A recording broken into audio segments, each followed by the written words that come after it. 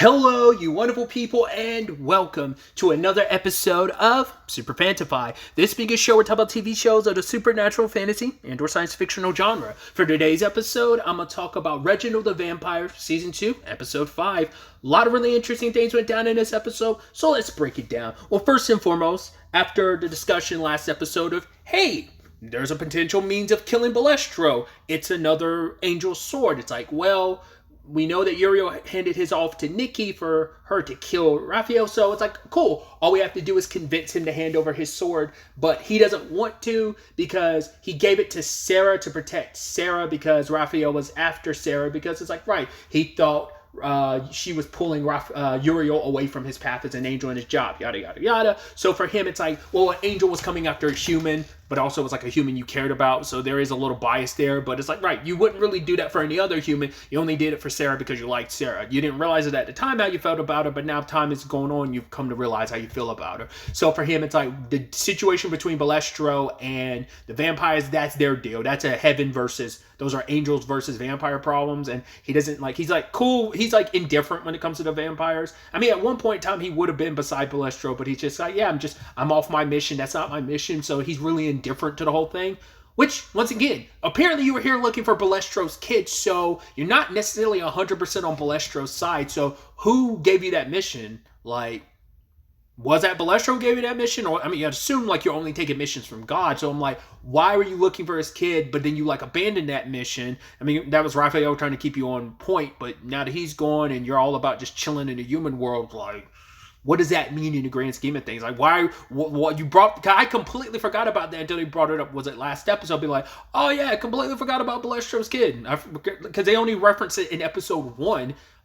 So to be fair, once again, Raphael was the only one that really talked about it because Uriel was not about that anymore. So the team is kind of screwed in that department because even when Sarah asks for it, he won't give it to it because of the same reason. Like, right, I don't want to get mixed up in something.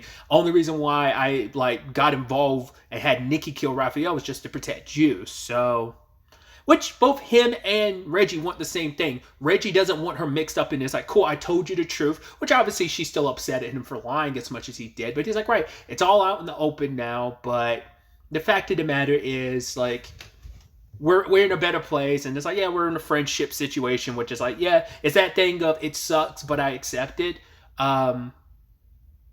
But it's like, yeah, I want to protect you. I don't want you mixed up in this. I love that Todd later on was in the break room eating, and he's almost like, oh my God, Jesus, can I not get away from like your two like romantic drama? But then he heard like Reginald say like, oh, can you mind your own business? He was like, ooh. I mean, to be fair, it's like the Slushy Shack is like the hub for all the planning because like literally all strategy meetings and all big time shit that happens in this series happens at the Slushy Shack. So it makes sense where Todd's almost like, I mean, to be fair, I love like when the conversations are coming down, like when Justine shows up, what happens? Todd's over there doing his side of things, and then on the other side of the place is Sarah doing her thing, like all listening into what's going on. Which I actually completely forgot about Justine. Apparently she was there at Logan's, the assessment last season for Reginald, but I don't remember her. I feel like I would have remembered a vampire that could do magic because there's so few things that really dive into that. Like the only thing I can ever think of that, I mean, it might probably come up in True Blood in some shape or form. But I feel like the only time I really know about that is like the Vampire Diaries universe. They're the heretics, aren't they? Like there are very few vampires that can also do magic. I mean, there's also like, well, you have Hope with the whole Tribird situation. So once again, she's a very, very, very unique case. But for the most part, it's mainly the heretics. If that's what they were called, it's been a hot minute, but I want to say that's what they were called. The vampires who could do magic because they were like witches first and then became vampires. Very much like it seems like Justine was in that case too. And also because it turns out she was banned from making her own coven again, and that's what she was hoping to get from all of this. It's actually interesting knowing that lore of like, oh, she was hoping to become the hero because it's like, right, she helps take down an angel, basically being the savior for all vampires. She could get the ban on her lifted so that she could sire other witches and make a coven of her own because, well, you're an enigma amongst vampires because you can do magic, and so probably ostracizes you to some extent. Maybe not necessarily amongst the vampires, but maybe at least amongst the witches, and so you're not as alone. Kind of a moot point by the end of the episode, but we'll get to it when we get to it. Obviously, Maurice was not too keen on that. because it's like, well, I don't want to bring like Justine into fold because she's unpredictable. But Maurice didn't even pull out fillers to like get word to Justine. It's like, no, she found on her own because she basically has like a Google alert letting like anytime like, oh, someone mentions my name, and she has her restrictions about what she listens in on because she heard Balestro's name, but not knowing like, oh, this has something to do with an angel. She didn't know about that until they filled her in. So that was interesting.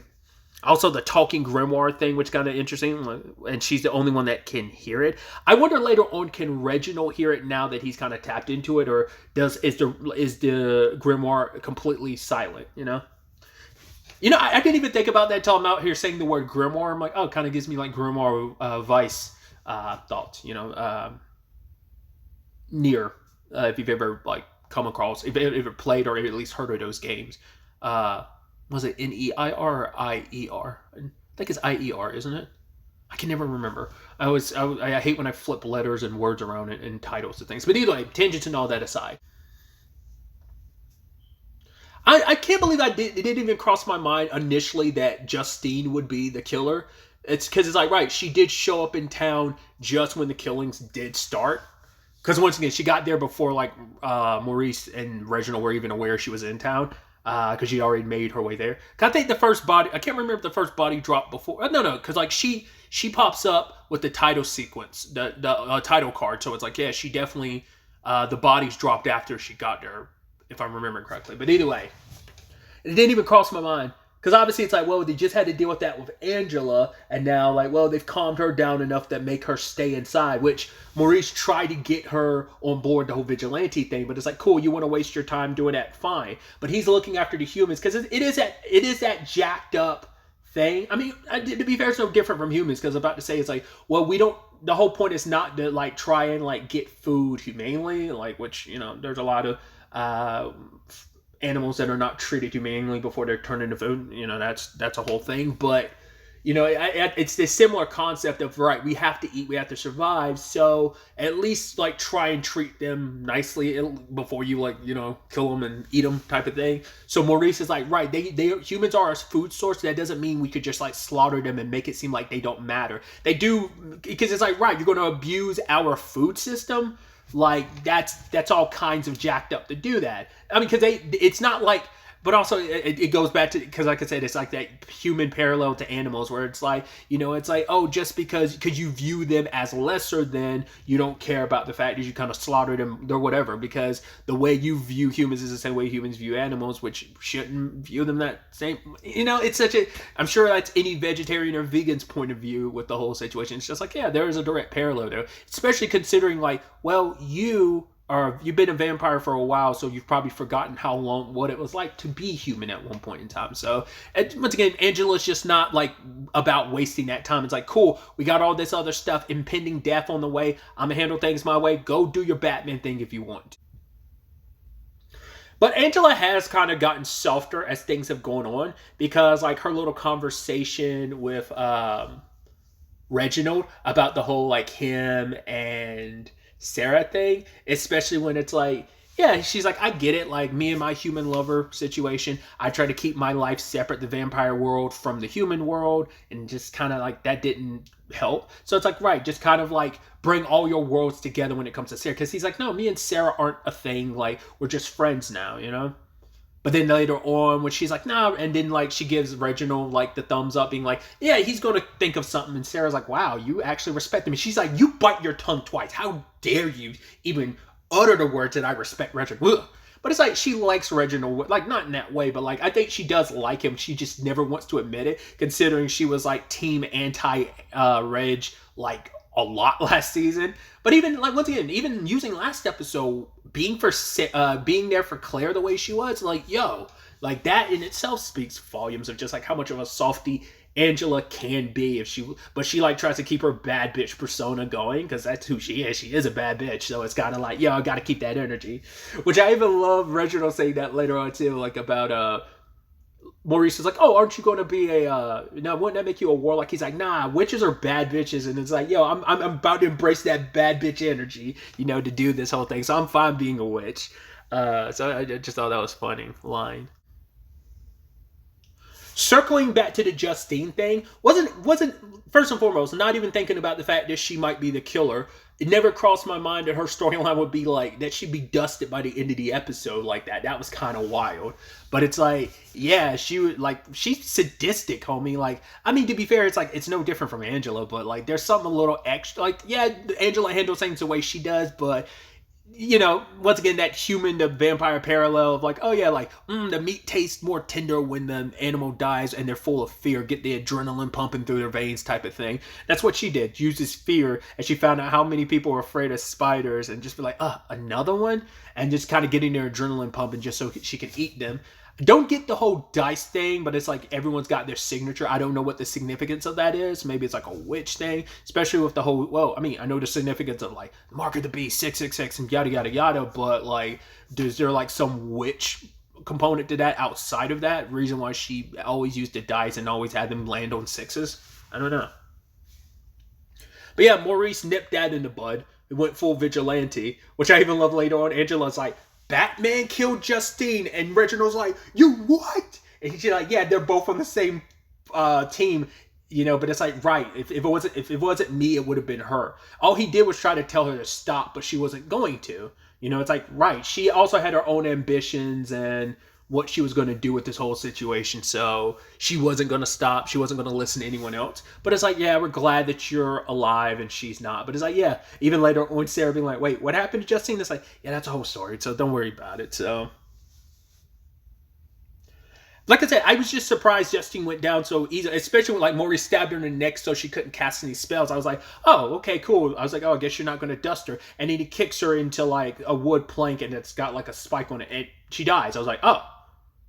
Think it'd be a little harder to kill like a vampire witch. Like, I'm like, did you have no contingency? That's why I was like, Maurice is going to walk away and it's going to turn out to be a fake out, right? It's like, no, it seems like she's dead. I was like, oh, wasn't it? Would have thought there'd been a little bit more to that. Like I said, who knows? She might have some magical contingency in play that might be a one-off, oh, I'm going to come back into life and you just don't realize it thing.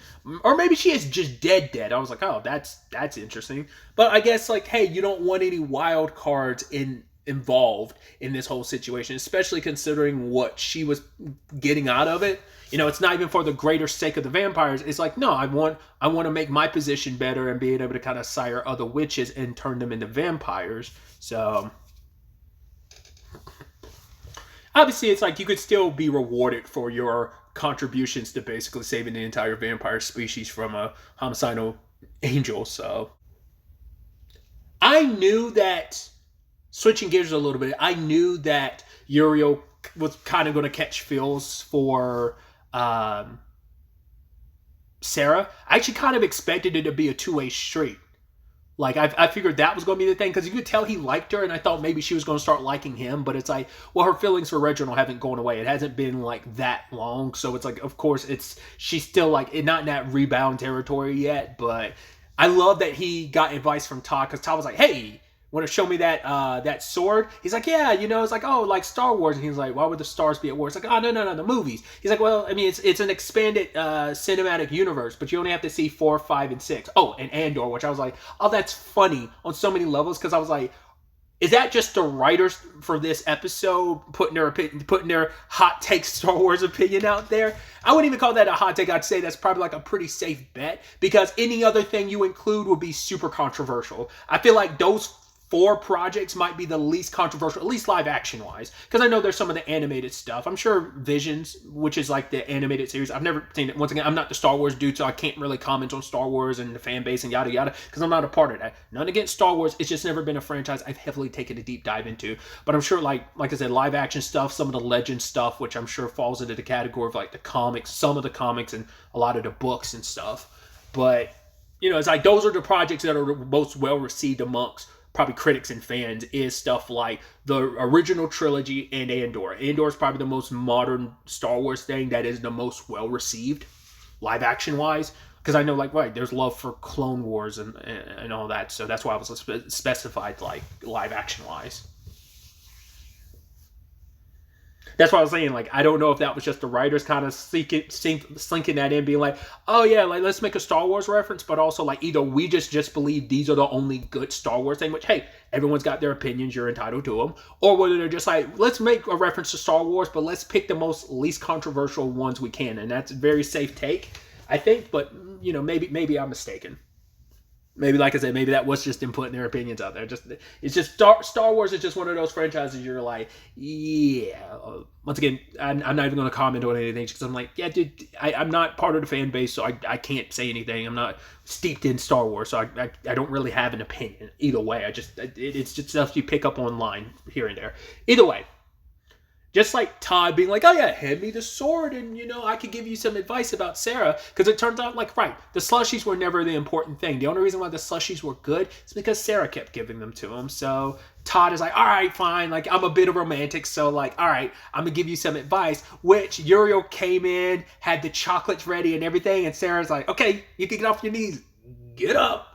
And he's like, cool. And, romantic gesture is to give something. So it's like, cool, here's my sword. And I was like, well, there's twofold to that. First and foremost, I'm kind of like, well, that's kind of like probably not good because you're like, Sarah, because the implication is kind of like, hey, I gave you this. You almost kind of feel like, oh, am I supposed to date you now because you gave me your sword? And also, I did not like the look in Sarah's face when she had the sword and it lit up. I was like, he did say there would be consequences for it. And I was like, well, what does that mean? You don't have no idea what that means. Like, a vampire wielded the sword. Well, it had nothing to do with wielding the sword. It had more so with killing an angel that led to Nikki's thing. But obviously, with Ashley's help, Nikki was able to get past that. So that seems fine. But it's like, we are talking about a vampire versus a regular human. So I was wondering, like, was the sword going to semi-corrupt her where she was going to be so all about it? I wasn't expecting it to kind of go full Keyblade. If you don't know what I'm talking about, there's a video game series called Kingdom Hearts. There's a very special sword in those games called the Keyblades.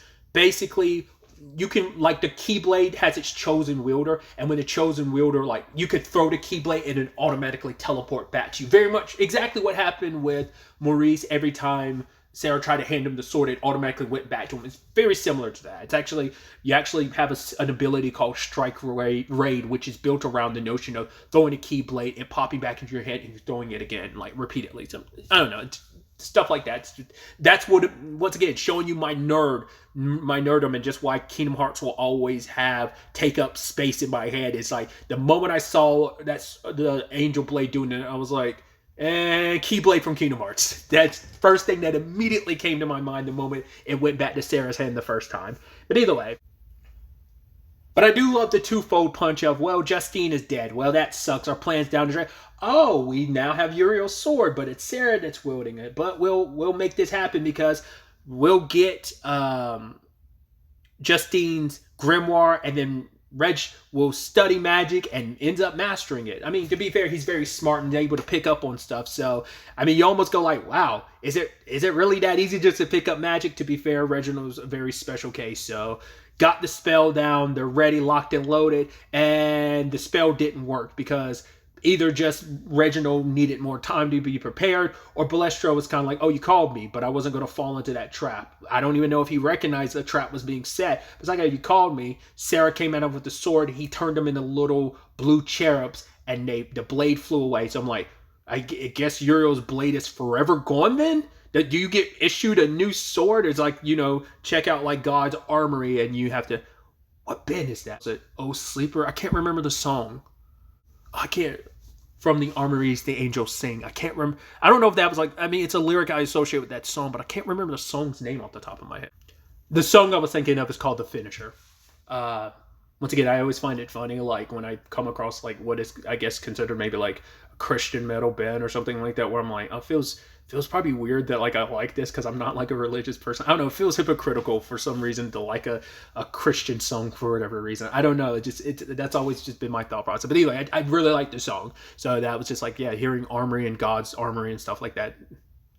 It just made me think about that. My point was, before I went on that massive tangent, was just like, right, like, is there an armory and you can get another sword, or are you very specialized swords? And I always wonder like that, because, like, I think about the show Lucifer, like, Azrael's blade is very special. From what we saw, no other angel, not to my recollection, at least they never made such a heavy plot point around a weapon. I mean, it makes sense in Ariel's. I said Ariel.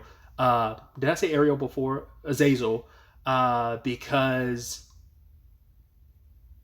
or is it Azrael? I keep butchering names. It's Azrael. Because her blade, because she's the angel of death. In this particular continuity, Azrael was a girl. I don't know if Azrael typically is biblically.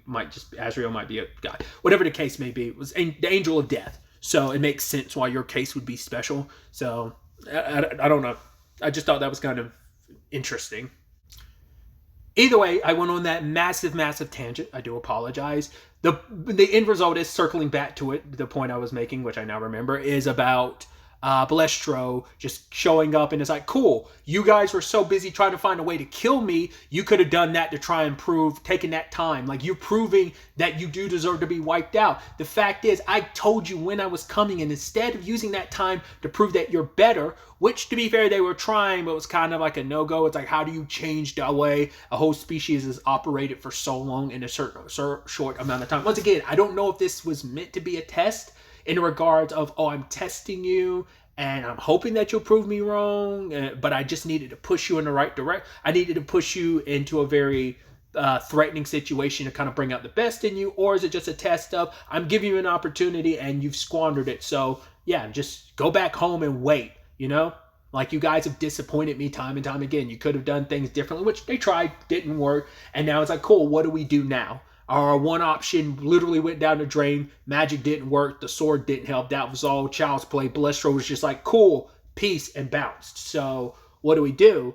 The whole situation got Reginald thinking about how everything went down last season. It's like, first time he met Sarah, in general, kind of going down, like, oh, the first kiss. And he's like, right, how I screwed that all up. My intention was never to hurt you, no matter what the case may be. I did what I did, and I apologize. And instead of, like, facing that up front, what did I do? I ran away. And then he remembers, I ran away to Spokane, and I met Abraham the Nephilim. He might be our other option in this. Though this might be bigger than the sword, this might be bigger than magic. He might be the means we need to deal with this. And go, it's like, cool, I'm gonna go with Maurice on a road trip. And that piqued Sarah's interest, and it's like, cool.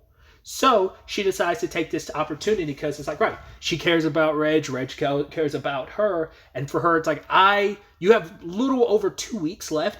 I'm not going to squander that because I care about you. And she's like, I'm not going to label this. We're not going to sit there and think about the future. All we're going to do is take now. And it's like, I want to be around you as much as possible. So we're going to live in the present. We're not going to worry about, the past is the past. The future is so unclear on what that's going to be. We're not even going to bother thinking about that. What we're going to do is we're going to enjoy the time we have together on this road trip, because they had made that pledge together, kind of like, yeah, the hero thing together. Let's be heroes together. And here they are, and them hugging at the end, and Maurice kind of giving them a nod when he finds out Sarah's coming along too. So that's dope. I wonder, is anyone else going to secretly come along like Angela? Probably not. But we did get the ending, which I was like, yeah, I kind of had a feeling it was going to go down that route, which Uriel was like, wait, she's not coming? Especially with the whole notion of, yeah, she chose Reginald over you, and it's like, cool. Well, you just found out about love, and now you're finding out about heartbreak. All within not even days. You found out about that in a matter of hours, maybe. So that kind of sucks, especially because he changed and did so much. It gets his nature as an angel, his responsibilities as an angel, all of that he did for the sake of Sarah, and she didn't even choose him. And, some of that little toxic trait came out a little bit where it's like, hey, if I can't be with you, no one can. Well, he's kind of like redoubling his efforts into being an angel. And, Todd gave him good advice. It's like, yo, now you got to learn about heartbreak. It sucks. But he's like, right. The fact is, you'll find that person that completely understands you. And he's like, yeah, that's why I have Mike. You'll find your Mike. He's like, I don't want him. I don't want Mike. It's like, no. I mean, you'll find that person who is right for you and accepts all of you. And Todd gave some good advice. It's like, yeah, there's more fish out there in the sea type of thing. But he put it like, obviously, that's the more cliche route on it. And you can say what Todd said was cliche. But it's like, yeah, he put the more romantic spin on it. Like, right, you'll find that person that understands you. And I guess arguably he did, because it's almost like, hey, this thing went sideways, so what do? You go back to your ex. And he kind of did that, Which I'm like, were you not on good terms with Balestro either way because you were here looking for Balestro's kid? Once again, I thought that was God's mission, but was that Balestro's mission? Is he looking for his kid? Like, what's up? And so he's kind of like, forgive me, so it's like, cool, next time we come across Uriel, he's not going to be cool. He's probably going to be a problem. There's probably a strong possibility that he will most likely kill Sarah, and that's going to set Reginald off type of thing. You know, just because they keep hammering home the fact that he doesn't want her involved in this, and neither did Uriel, but now it's like he doesn't care about Sarah, but maybe Sarah getting killed might be the thing that pushes him to ultimately kill Balestro. Who knows? You just get the feeling like they might be setting up that tragic story of just her involvement in all this is going to get her killed and what that's going to do to Reginald, you know, in the long. I don't know. Because it might be a thing that forces his hand of, like, I need to basically, like, she's wounded and I need to put blood in her system before she dies so that she can come back as a vampire. Like, that might be the route that story ends up going. Like, he might have to, it might force his hand into having to turn her. So, if not, she just straight up dies, but who knows. But yeah, like, feel like they were setting him up now to become like, well, he's back to being a potential threat. He was pretty laissez-faire, pretty cool for the most part, but now he's coming back as a threat. We'll see if he stays that way, depending on how this all plays out. How Abraham responds to all of this. What either it's just going to be him getting in the mix of things, or whether it's going to be him deciding to give them the means to fight against Balestro. Maybe he'll give you some insight into why Balestro's going all exterminate, genocide vampires. Who knows? Especially coming from the perspective of being half angel, half vampire. So there's that. Like I said, I'm getting into this late. So the new episode is tonight. So it's going to be interesting to see where all of this ends up taking us going forward into the next episode. I believe I've covered most of the plot of this episode. I'm sure there's certain details and things I probably wanted to talk about that I didn't. But I think I covered everything for the most part. So it's going to be interesting to see where all this takes us. Till the next time we meet, be happy, be safe, live life to the fullest, and enjoy it. Good day and goodbye.